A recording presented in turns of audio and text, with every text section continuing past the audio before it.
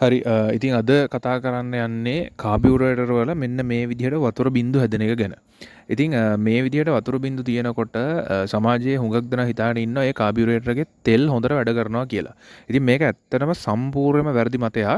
කාබියුරේටර් එක අධික ලෙස ඉන්ධන දහනය වෙනකොට තමයි මෙන්න මේ විදිහට කාබියුරේටර් එකක් මත ජල බින්දු තැන්පත් වෙන්නේ.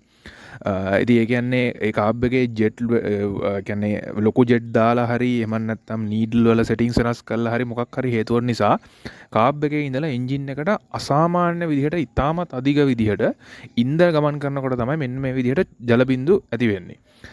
ඉතින් දැන් මේ බයික් එක වෙලා තිබුණෙත් එහෙම එකක් තමයි. මේක කලින් එන්ජින් රිපෙයාර් එකකට ගලවලා තියෙනවා. එන්ජින් රිපෙයාර් එකට ගලවනකොට කාබ් එකෙත් සර්විස් එකක් කරලා තියෙනවා. ඉතින් කාබ් එකේ සර්විස් එක කරනකොට කාබ් එකේ මැද ස්ලයිඩ් එකේ නීඩල් එකේ සෙටින්ග්ස් එහෙම පිටින්ම වෙනස් කරලා. දැන් මේක පල්සර් 150 ඉතින් මේක ඇත්තටම ගත්තොත් මම හිතන්නේ ලීටරයට 15ක් වගේ තමයි කරලා තියෙන්නේ. සයිලන්සරෙන් කළු දුම දානවා. ස්ලෝ RPM වල යන්න බෑ මිස් කරනවා. ඒ වගේ සෑහෙන ප්‍රශ්න ගොඩක් තිබුණා. ඉතින් මේක වෙන්නේ ඇත්තටම ගත්තොත් පෙට්‍රල් කියන්නේ වාෂ්පශීලී ද්‍රවණය. එතකොට ඒ වාෂ්පශීලී ද්‍රාවණය කාබ් එකෙන් එළියට එනකොට මේ කාබ් එකේ කාබ් එකේ බොඩියේ තියෙන උෂ්ණත්වය උරාගෙන තමයි මේ පෙට්‍රල් වාෂ්පීකරණයට ලක් වෙන්නේ. එතකොට කාබ් එකේ උෂ්ණත්වය ගොඩක් අඩු වෙනවා.